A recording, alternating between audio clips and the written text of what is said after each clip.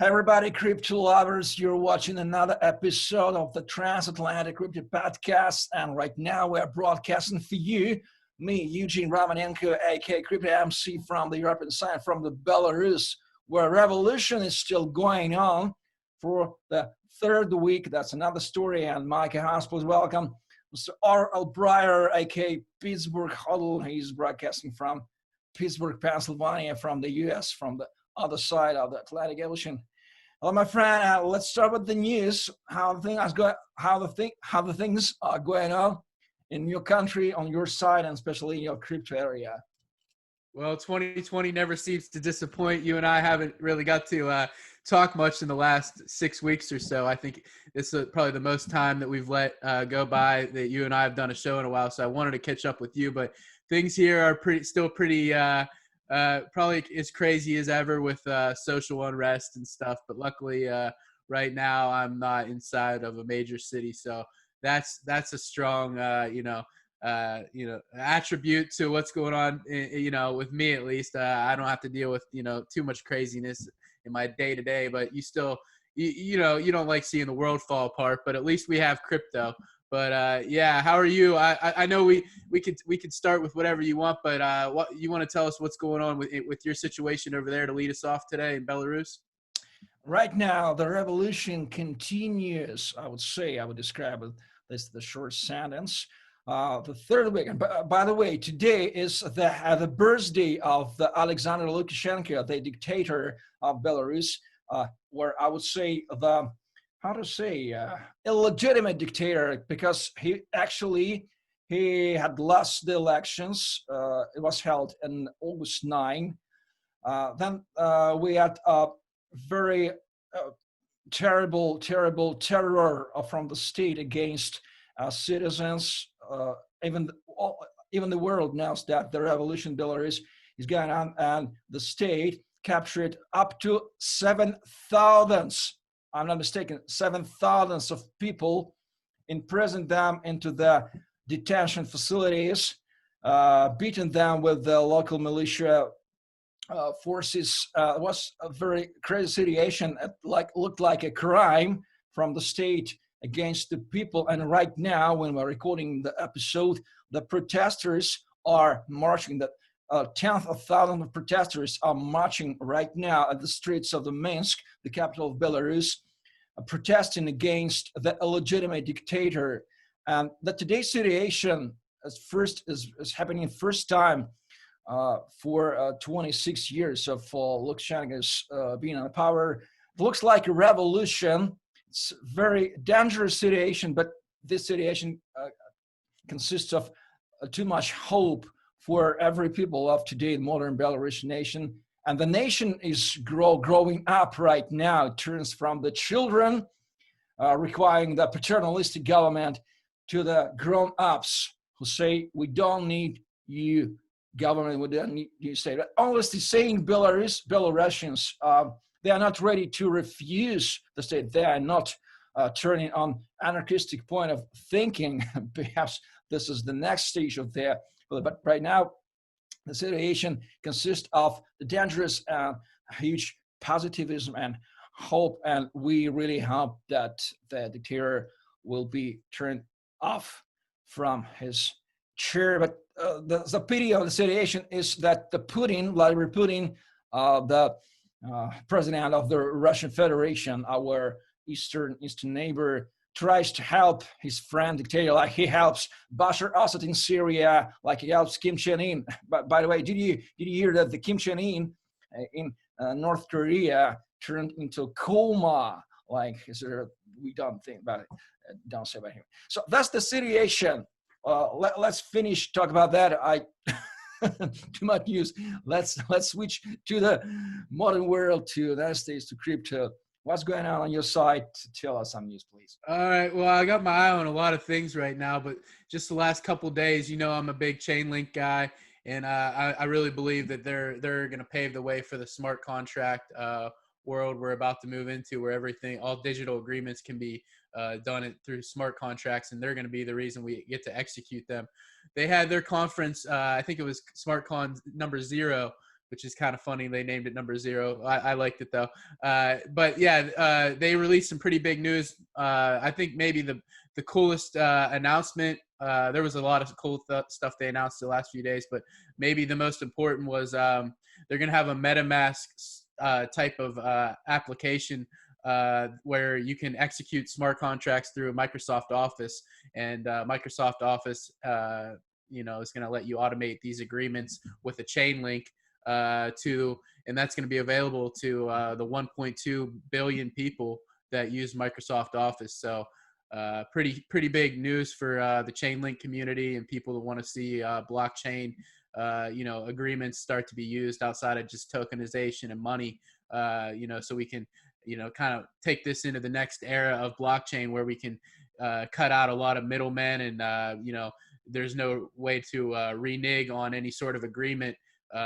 These smart contracts will execute themselves, and you won't be able to have, you won't be including any sort of third-party risk. Really, you'll have trust minimized situation where decentralized oracles actually execute these contracts, and they have skin in the game with collateral in chain link tokens. So the whole thing's really coming together. I think this is going to be the future of digital agreements, and I think Chainlink's really going to lead the way in the middleware part of that agreement. Wow, sounds great. Do we have any? I don't know. Due to this political events here in outside, I almost did not track the situation in crypto area. You won't believe, but I really don't know what the price of Bitcoin is right now. Let me check my. I believe when we got on here it was around 11.5, but yeah, I'm just waking up here. It's been hanging out since the last time you and I talked. It was I think it was before the major run up that we saw, where it went up like $2,500 or $3,000. It was around 9,300 or something, probably the last time you and I talked, I think. It's sort of following the path that I thought it was going to follow pretty much, all year since we had the halving. We had that, lull period of about 90 days or more where Bitcoin, it seems like that's what the cycles are, where you have the halving event and the future supply is cut in half. And it takes about 90 days for everything to get sorted out amongst the miners. And then the price starts to go up again. And that's basically what we've seen. And it's really, this is the longest we've traded above $10,000, I think, in the history of Bitcoin, consecutive days. So great news for Bitcoin holders, I think. I think we're going to keep seeing the price continue to just climb. And, the last time we were, we saw $20,000, the all-time high. We went from like $10,000 after we cracked 5 figures, went to $10,000, and then we saw 20,000 within like 20 days or something like that. So I think this is all building up very nicely to much higher prices for a new all-time high potentially in the later this year, sometime next year. I think the bull market will probably conclude early 2022 maybe, or late 2021. So I think we still have a lot of upside in this. I think we're about halfway through this bull market, if I had to guess. But yeah, not investment advice, but those are my opinions on where we're at. And then I wanted to add, while we're on the topic of Bitcoin, that with the Fed in the United States came out this week and said that they're targeting inflation above 2%. Their normal target rate is 2% inflation, which you and I know, if you lose 2% of your money to inflation over 50 years, you have no money. So no purchasing power left. And that's basically what we have in the United States, is where over the last 100 years, they've debased our money every year. And now they're admitting that their target rate, the top 17 officials of the Federal Reserve came out in the United States, America's central bank, and said that they're going to target inflation over 2%. So not good for anybody holding their money in fiat currency. And then, but there was some good news that came out in the last couple of weeks, where Fidelity, one of the larger investment funds in the United States, they have a digital Fidelity digital assets, and now they're finally opening up their Bitcoin fund to investors of over $100,000. So it's kind of cool that we're like halfway through this bull market, and a lot of these companies are like, they seem to be getting pretty bullish on Bitcoin with the circumstances in the world. So there's a lot of bad stuff going on in the world, but I kind of like try to hang out in the crypto world, like you mentioned when we got into it, into the new world, to stay positive. Well, by the way, I would add that today's revolution situation here in Belarus, it has one biggest feature I'd love. It is totally decentralized. Recent times, the protests here were just only in capital, and this Gdansk, the protest is decentralized. The protesters are running in every and up to 100 cities of Belarus. It's quite hard to attack from the government side, to attack them, and that's the feature of today's program. I'm very happy that the revolution is decentralized revolution. By the way, it's a good situation to introduce crypto to the people, to the population, because the majority of Belarusians, they heard about crypto a bit, but they didn't use it. And right now, when government attacks any fiat transactions, any fiat payments, they consider that the fiat payments, they support protesters. They think like the terrorists, and they try to ban all the fiat payments, try to control. And that's the pleasant situation to introduce people to the crypto. And we even educate right now simple people, usual people, how to set up the crypto wallets, how to use crypto to receive the donations in crypto and support people who were fired from their work due to political situation. And I wanted to ask you, how many stores or providers or even different sellers in your area, in Pittsburgh, and where do you live right now, accept crypto payments for in different negotiations and different selling process? Yeah, right now I'd say it's more on the like ATM side where you can go and buy some. There's not a ton of merchants right now, but the thing about that is that a lot of these companies have made it very easy to spend your crypto with these crypto credit cards and stuff, which is kind of like just a baby step into, actually holding your phone up and paying with your QR code. It's kind of a way for people to get, their feet into the shallow end of the pool, the crypto pool. And then, eventually we'll teach them everything they need to know. But if they just have a basic crypto credit card, there's a ton of people doing that now. I think that they can, you can go pretty much anywhere and pay with those. So I think that there's probably a lot more people paying with crypto that we don't even know about yet. But as far as coffee shops and things like that, it's not real prevalent. I think in places like New York City and things like that, a little more prevalent there. But yeah, I totally agree with you that it's important, and that's why I love doing this show with you, is because we gotta educate as many people about anarcho-capitalism and free markets as possible, especially with all the political unrest today that we're seeing around the world, not just in Belarus or the United States, but it's happening everywhere. So we don't, and then you see in the United States, which has been like such a good model for capitalism for so long, that we have all these professors that have just brainwashed our youth, and now they want to be anarcho-communist. So they really don't understand the most basic principles of private property, and you can't have a civilization without private property. So it's important that people like you exist that are able to convey that, because this is the time that a lot of people just start destroying things when it's not the private property owner's fault that there's a political unrest or situation like that. So yeah, just keep doing what you're doing, man. I commend you. Okay, and let me add some good news to our listeners who loves Austrian economics. Mises University in Auburn, Alabama, did annual Mises University 2020 election course.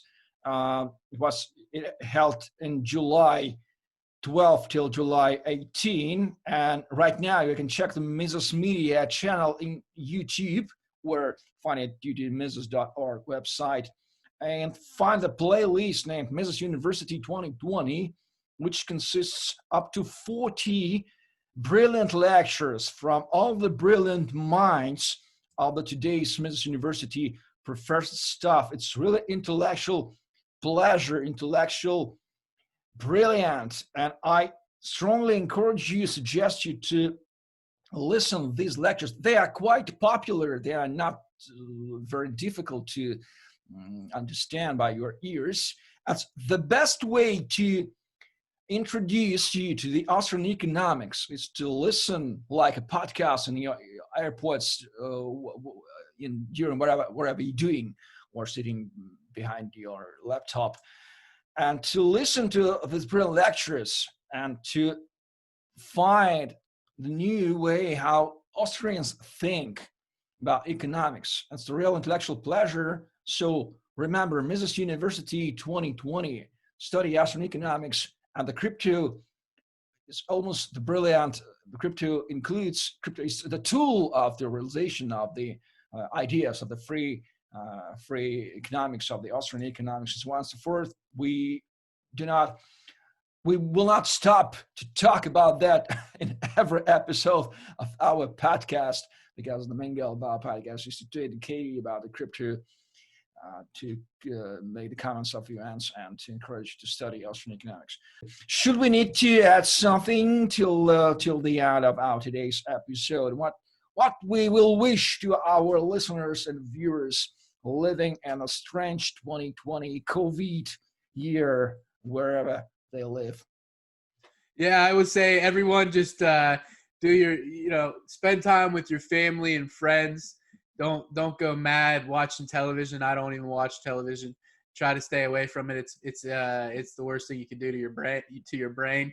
Read the Austrian school greats, educate your friends, try to just be a positive person, and create some economic freedom for yourself, investing in your human capital, knowledge, and yourself. And that's how I'll conclude this episode.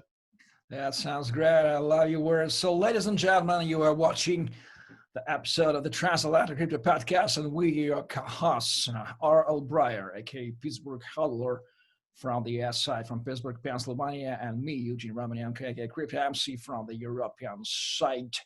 Over to you. Thank you for watching. Stay crypto, stay Austrian economics, stay liberty, stay freedom. Try to educate yourself. Read and listen and hear, and even visit Mises.org and the Mises Institute in Alabama. Perhaps the best think tank considering Austrian economics, because economics is the life we are living in right now in the world. We are methodological individuals, and Austrian economics studies us personally, you personally, me and my host, Bryer. Stay tuned, stay crypto. See ya in the next episodes. Bye.